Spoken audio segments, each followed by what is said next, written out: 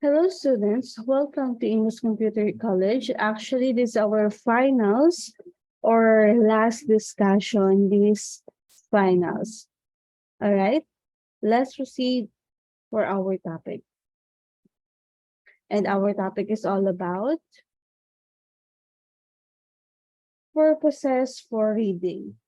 Although we may not think of purpose as a reading skills, it affects a reader's approach to any given text. Purposes for reading or writing may vary from person to person and from culture to culture. Students' experiences within their families will have provided them with certain ideas about the purposes of reading. In some homes, providing or reading are finally served religiously purpose or purposes.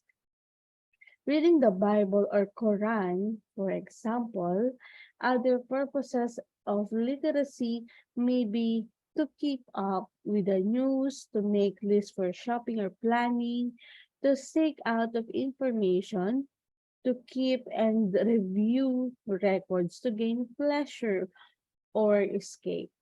In addition, literacy may be valued in order to communicate with distance relatives or to complete tasks for one's job. Home exposure to specific genres of literacy may affect students' expectation of literacy use in school. However, it is dangerous to assume that a student has limited exposure to certain forms of literacy in the home means she will not be a proficient reader. All students can expand their reading repertoires through instructions and through exposures to an interaction with a variety of texts. The purpose of reading is to connect the ideas of page to what you already know. If you do not know anything about a subject, then pouring words of text into your mind is like pouring water into your hand. So like for example, if you need or if you have a book that you must to read, there is a purpose. Okay? So, hindi yan isang parang tubig na tinatapon mo sa kamay mo na parang wala lang. Na nag-iimba ka sa utak mo ng mga words, pero hindi mo naman naiintindihan. Alright? So, dito, ipapaliwanag natin kung ano nga ba yung purpose ng pagbabasa. I have here, number 1, pleasure and enjoyment. This is probably the best reason to read anything. You have chosen the material for enjoying yourself. Reading entertains you, even relax you. However, this will rarely be the purpose behind the reading one's need to do for academic purposes. Pleasure and enjoyment. Yun ang kailangan mo para magkaroon ka ng atensyon or purpose sa pagbabasa. Yung enjoyment, yung enjoy. Enjoy ka sa librong binabasa mo, alam mo marami kang matututunan. Like for example, binigyan na example kanina, purpose of reading is yung natawag nating Bible or Quran. So, when you're reading the Bible book, you need to become pleasure at the same time enjoy ka siyang or enjoy mong basahin yung libro na yun so that meron kang matututunan at the same time mai-enjoy mo at marerelax ka habang binabasa mo yung libro. Pero kapag hindi mo nahanap yung enjoyment or pleasure sa isang book na yun, then the book is not for you. Hindi siya fit para sa'yo. Okay? Number 2, practical application.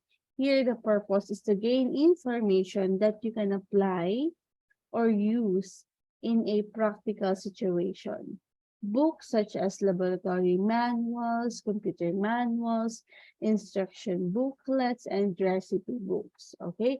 Mga practical application. Ito yung mga libro or ito yung mga purpose mo kung bakit mo babasahin yung libro. Maybe you want to apply all of the instructions under ng nasa libro. Like for example is, I don't know if you remember the book na meron siyang mga songs at the same time, I forgot the call of that book eh. Meron siyang mga songs at the same time sa kalagitnaan ng page, meron siyang guitar keys.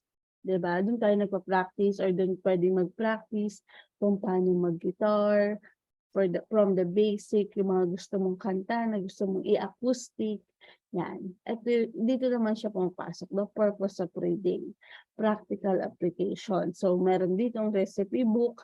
So, normally, kapag magluluto tayo at hindi natin alam kung paano ba yung process, alam lang natin yung ingredients, pero hindi natin alam yung process. Now, we will apply the recipe book, yung step-by-step process. So sa pag-aayos naman ng mga laruan, ng mga computers, meron naman yung mga manuals. So susundin natin kung ano yung nilalaman ng manuals. That is practical application. Next, to get an overview. The point here is to get a general feel for material to determine whether it is relevant, useful, up-to-date, and to get a sense of how the topic is treated by the author. This is likely to be the main purpose behind your reading when you are given an extensive reading list for an assignment. You are doing initial library research for an essay, tutorial, research, report, or similar assignment. You need to decide which texts are most relevant or useful for the assignment. Okay? When you say to get an overview, ito yung point na you need a general feel for materials. Ito yung mga hahanapin mo yung relevant, ito yung i-research mo yung useful, yung up-to-date, so that makakatulong yung mga yon sa paggawa ng assignment mo. Like for example, yung assignment mo is, you're going to make an essay or you're going to make an brochure na up-to-date kung ano yung nauuso sa ngayon. So you need to find sa Google, then Google will send to you all of the details, then you need to read it. That is to get an overview. Next, to locate a specific information. Sometimes, you know what you are looking for, but do not know exactly where to find it. For example, you might be looking for any of the following: a specific quotation, evidence to support a particular argument, details about a specific person or event, a map, a diagram, a statistic or table of statistics. To find the sort of information might mean that you have to consult several books or sources. In these circumstances, you will be reading with the aim of zeroing in on the information you are looking for. Of course, if you're reading a book, ano bang titignan natin first? The content, di ba? Nakalagay sa content, all of the topics and books. So ngayon, kung hindi mo naman kailangan basahin yung laman ng buong libro. Now, kailangan mo lang humanap ng specific quotation or specific details para doon sa information na hinahanap mo. Ang content ang makakatulong sa iyo. Doon mo hahanap ang context, doon mo hahanapin lahat ng informations, and kapag nakita mo na yung topic or subject na kailangan mong hanapin, now find the page and then doon mo siya mababasa. Next, number 5, to identify the central idea of the theme. The purpose here is to extract the senses or essence of what the written materials is trying to convey. For example, you might want to identify the major finding in an experimental article, in a journal, or the core issue of a discussion paper. Next and last, to develop a detailed and critical understanding. Ito yung mga binigay. On my occasions, you need to master fully the material in a book, journal article, or manual so that you can evaluate its argument, perspective, and or evidence.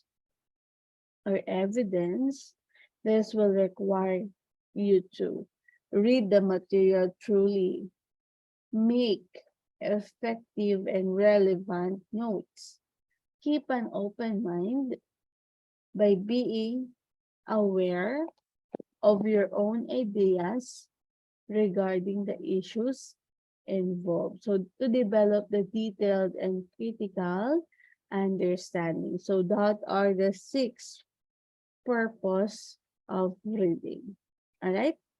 Next, we have here second language issues in acquiring literacy. So learning to read English is likely more the challenge for English language. Learners that for those who already speak standard English as a native language, when learners from non-standard English background encountered English friendly into the sound pattern of their native speech and seek meaningful references drawn from their cultural heritage that may be unable to make adequate connection at the best, their reading skills may stop on the coding level and the written material will or may not make sense to them. To avoid disconnection or disconnects, teacher must have a broad basis oral English, a foundation firm enough to support appreciation of English written system. However, this does not mean that writing instruction needs to wait until the student is fully proficient in oral English. Print materials may be used to support the development of English phonology, vocabulary, and syntax. However, they encourage postponement of formal reading until an adequate level of oral proficiency in English has been achieved. In short, the richer the experience as a student have in English, the more abundant will the resources for thinking through English and extending their knowledge to reading in English. Okay, let's proceed. Knowledge of morphology. So this is the last topic. The morphology refers to study of forms of words, include the structure of words themselves. Morphemes are the smallest functional unit in the composition of words. That is, words are composed of one or more morphemes.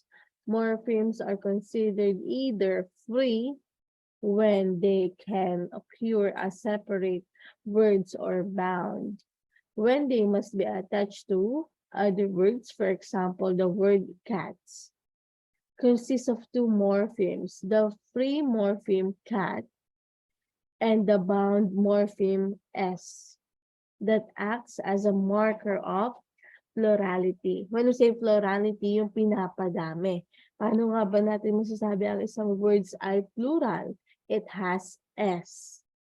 Madami. Sometimes, altering a free morpheme by adding or removing a bound morpheme result in a shift in the class meaning of a word.